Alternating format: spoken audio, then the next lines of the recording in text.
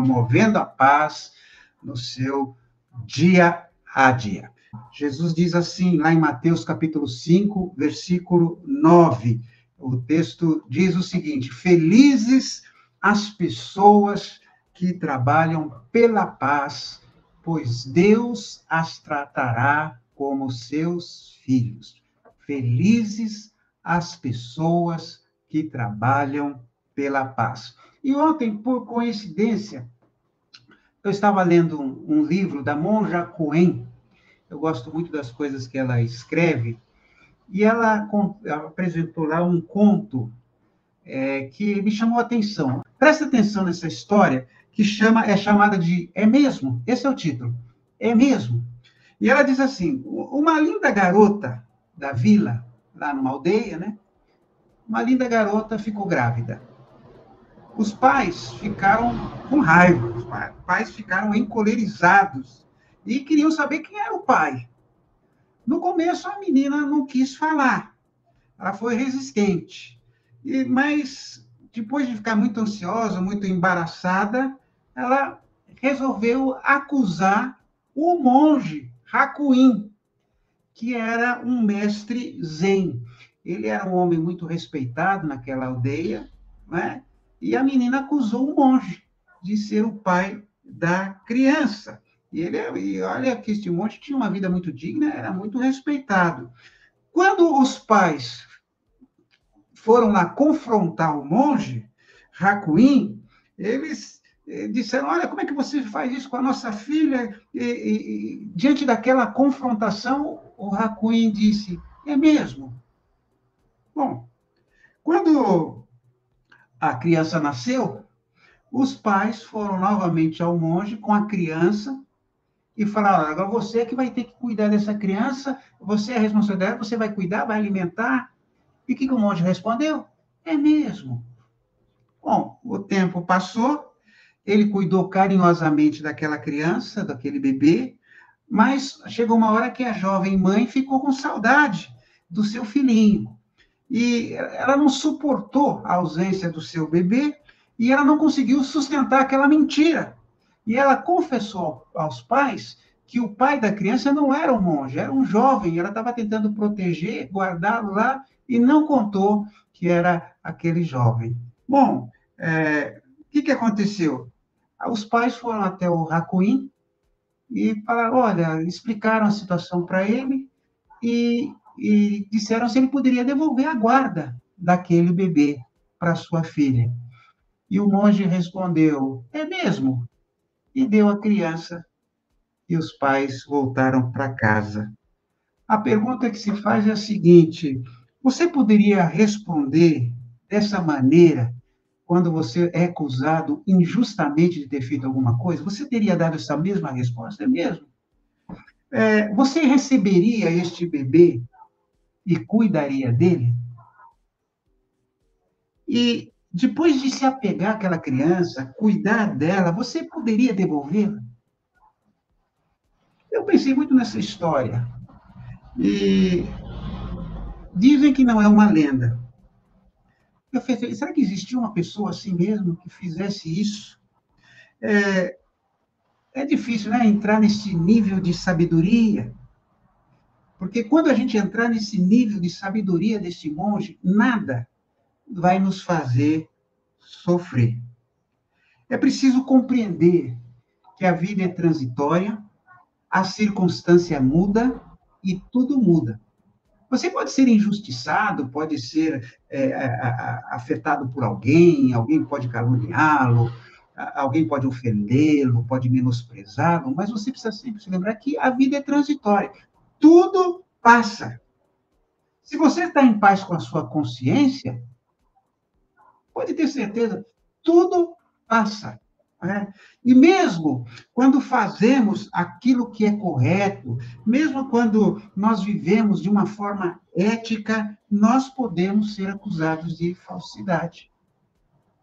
Mas eu fico me pondo no lugar do Hakuin, este monge, eu não sei se eu faria o mesmo. Para começar, eu iria chamar testemunha, ia pedir fazer um monte de coisa. É lógico que no tempo desse monge não havia teste de DNA, mas ia ser um bafafá. Você já se envolveu em algum bafafá? Quando você vai tirar satisfação com alguém que ele falou alguma coisa, o texto diz, né? Bem-aventurados os pacificadores, né? É o que nós acabamos de ler. E a Tish Warren, no seu livro, aqui, o Liturgia, deixa eu pôr do lado certo aqui, que eu estou. Liturgia do Ordinário, ela fala que do lugar onde a gente mais tem atrito, onde a gente mais se magoa, mais se ofende. Você sabe qual é? Adivinhou? É dentro de casa. Né? Jesus disse que a gente deve perdoar os nossos ofensores 70 vezes 7. Né? Olha, perdoar alguém 490 vezes, e olha, aqui Jesus está usando uma linguagem, porque para o judeu, não é? Para o hebreu, o 7 era um número da perfeição. Jesus está falando, você tem que perdoar quantas vezes for necessário que alguém lhe ofender. Pois é, mas se eu tivesse que ofender alguém 700 e 490 vezes, este lugar seria dentro de casa. Quem a gente mais magoa é marido e esposa, pais e filhos, filhos, pais, irmãos. É dentro de casa que surgem os maiores atritos. A Tish Warren fala no seu livro: eu estou cada vez mais ciente de que não posso buscar a paz de Deus e sua missão no mundo sem começar bem onde eu estou, na minha casa, na minha vizinhança, na minha igreja, com as pessoas reais que estão ao meu lado. A gente fica tão preocupado com as guerras, né? E há tanta guerra por aí neste mundo, até a Europa está em guerra, a situação ali na Ucrânia, Israel, na África, no Oriente Médio, enfim, há tanta guerra, a gente fica tão preocupado, mas muitas vezes a nossa casa é um lugar onde não há paz. Às vezes há muita briga, muita encrenca, e a gente presencia isto muito com isto, né? Então, a gente tem que está dizendo assim, felizes, bem-aventurados, né? Os pacificadores, né?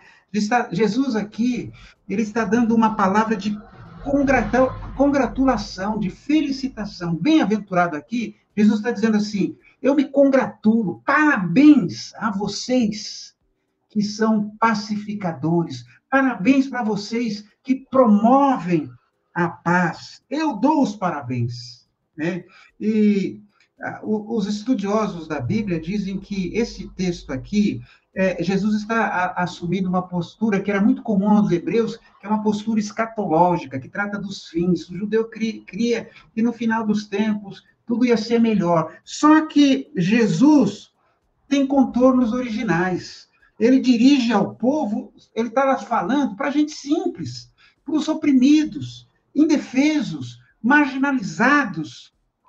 E Jesus está falando ali para aquelas pessoas tão de lado, pessoas tão da periferia. Jesus está dizendo, olha, vocês são felizes, vocês que trabalham pela paz, né? Por isso é que Jesus fica feliz com eles, porque eles vivem em condições injustas, mas Jesus promete mudar as circunstâncias daquelas pessoas. Está para soar um novo contexto, uma mudança na vida de vocês. Jesus aqui não está falando de um futuro distante, futuro remoto, não está falando de uma consolação espiritualista para depois desta vida, não. Deus estava vindo como rei, como o Messias, e como um defensor dos fracos. E diz isso, felizes as pessoas que trabalham pela paz, né? Jesus estava tendo o início da sua missão lá na Galileia, e ele proclamou essas bem-aventuranças, né, para aquelas pessoas pobres, famintas, aquelas pessoas que tinham lágrimas nos olhos. Jesus estava se felicitando com essas pessoas porque Deus tinha decidido intervir na vida daquelas pessoas, libertar aquelas pessoas. A palavra paz aqui é shalom. Tudo o que concorre para o bem-estar, prosperidade e felicidade. Isso é paz, na Bíblia.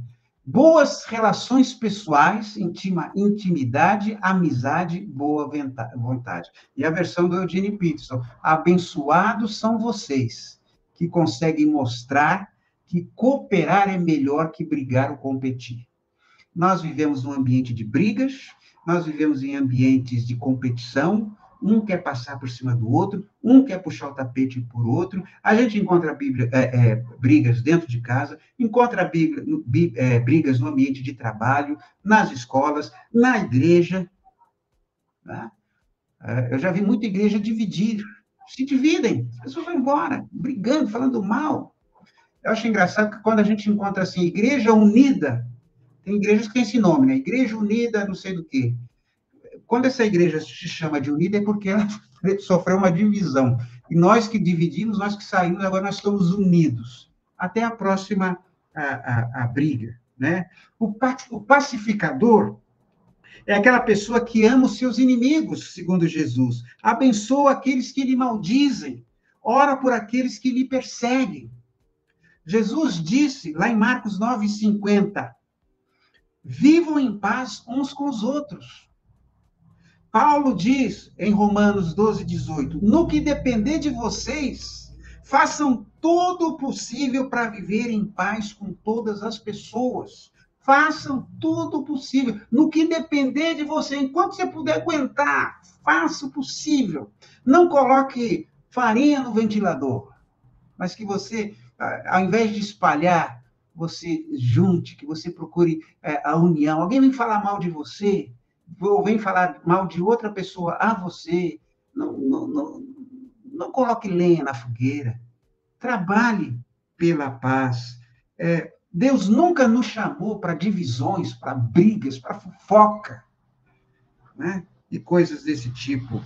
Nós temos paz com Deus, nós temos a paz de Deus em nossa vida e nós somos portadores da paz. A gente costuma, e eu gosto muito dessa saudação, a paz do Senhor, ou graça e paz, né?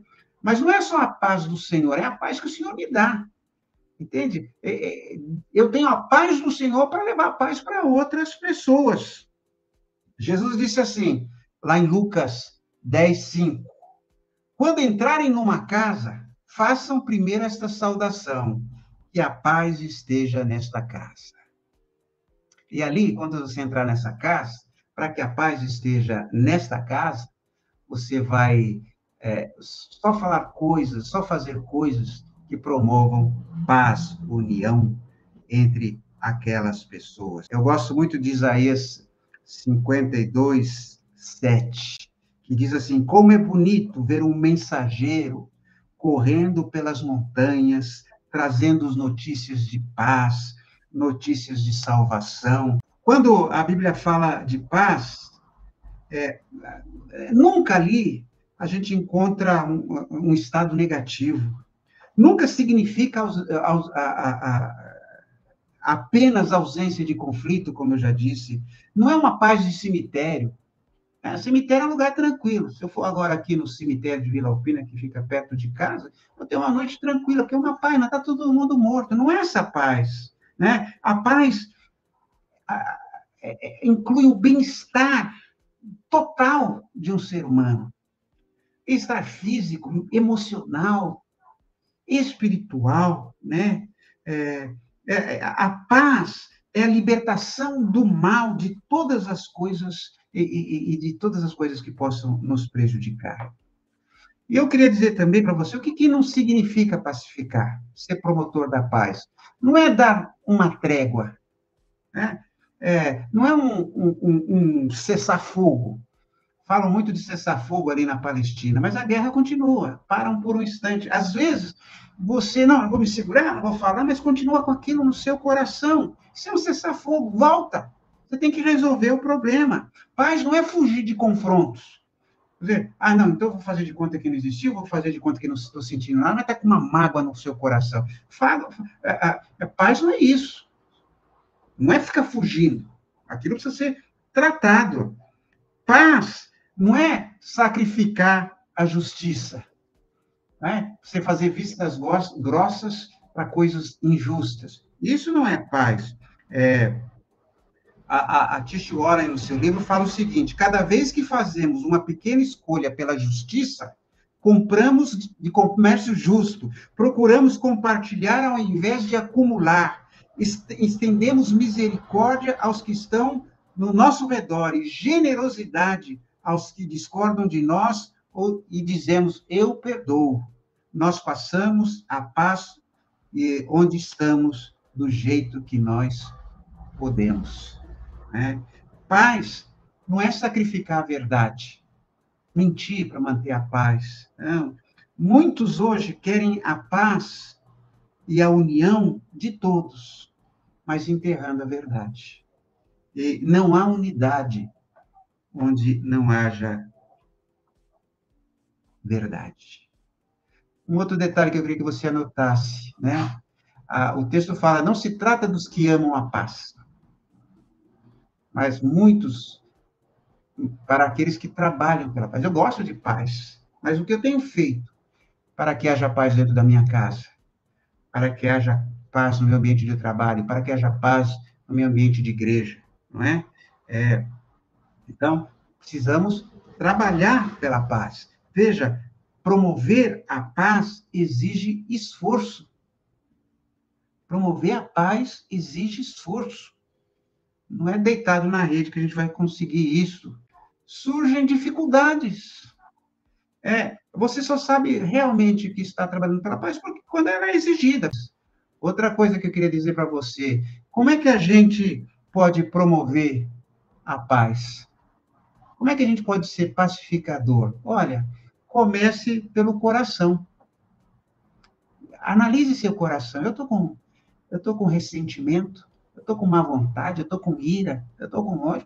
Analise o seu coração, trabalhe o seu coração. Não veja aquilo como algo normal, não tente se justificar. Pegue a sua ira, pega o seu ressentimento, pega a sua mágoa e fala, olha, eu estou com essa mágoa aqui, eu preciso trabalhar essa mágoa. Outra coisa, tenha como maior objetivo promover a glória de Deus. Você é um filho de Deus. Que a sua vida seja uma manifestação da glória de Deus. Sabe? Jesus fala, brilhe a sua luz. Né? Brilhe a glória de Deus através da sua vida. Não alimente discussões. Vem alguém com uma fofoquinha, vem alguém falar mal de outro. Muda de assunto. Se alguém vier criar um ambiente de discórdia, fala, olha, eu estou fora dessa. Né? Não fica alimentando. Adquira uma nova visão do seu próximo. Por que será que aquela pessoa me tratou daquele jeito? Ela estava num mau dia, está passando por um problema familiar. Como é que foi a infância dela? Por que essa pessoa é assim? Adquira uma nova visão dela. Será que ela está precisando de alguma coisa? Domine seus dedos. Domine seus dedos, porque isso é verdadeiramente muito importante. Né? Então, promova a paz no seu dia a dia. Eu me lembro uma vez, acho que eu não deixei meu filho, eu dei uma bronca num dos meus filhos, e ele falou assim, pai, você é insuportável. E aquilo me doeu, né? Mas me despertou. Então, aí, a partir daquele momento, eu falei, eu não vou mais implicar com meu filho, eu não vou com eles, eu vou aconselhar, mas vou procurar agir com maior cautela, né? Eu quero ser um promotor da paz. Eu quero, onde eu estiver, levar luz. A esposa, filhos, amigos, familiares. Você sabe, surge muita fofoquinha por aí, muita coisinha. E no nosso dia a dia isso acontece. Você é xingado no trânsito, ou o caixa lá do supermercado te atende mal, você é frustrado com alguma coisa, o seu chefe não saiu do seu pé. Felizes os pacificadores no dia a dia. Né? Como disse a famosa oração, acho que é de São Francisco, né? Ele disse assim, Senhor, faz de mim um instrumento da tua paz.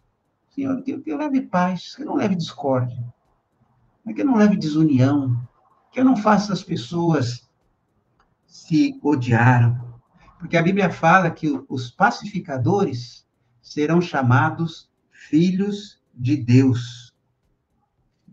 Filhos de Deus. Aqui a gente tem aquilo que a gente chama de hebraísmo. São todos os povos têm suas expressões típicas da cultura. Né? Nós temos os nossos brasileirismos. Quando a gente fala, fulano pisou na bola. Isso é um brasileirismo, é uma expressão que a gente entende. Não estamos usando expressão literal, fulano está pisando numa bola. Não, a gente fala que ele fez alguma coisa errada, né? Fulano está com a macaca. A gente entende, isso é um brasileirismo. Entre os judeus, havia os hebraísmos. E aí, essa expressão filho de, por exemplo, Jesus era chamado filho de Davi. Jesus não era filho de Davi, mas ele era um descendente de Davi. E aqui, quando a Bíblia fala que os pacificadores serão filhos de Deus, ele revela que nós, quando estamos promovendo a paz, estamos mostrando que nós temos um DNA de Deus. Eu falei aqui de teste de DNA, né? Se fizer um teste no seu DNA, o pessoal vai perceber, olha, esse aqui é filho de Deus, porque ele é um pacificador. Não é bacana isso? Não seria bom isso? Né? Se você vive promovendo discórdias e nem se preocupa com isso, é o típico encrenqueiro, você não é filho de Deus. Opa, esse filho não é meu, não. Esse briguento aí que vive fazendo fofoca, vive criando intrigas, não, esse não é meu filho. Você tem agido como um filho de Deus? Como é que você tem buscar a paz com aqueles que estão perto de você? Promover a paz dentro de casa, promover a paz na família, promover paz na igreja e coisas desse tipo. Como é que você pode buscar a paz no seu lar, no seu trabalho, ou em uma pequena esfera da sua experiência diária?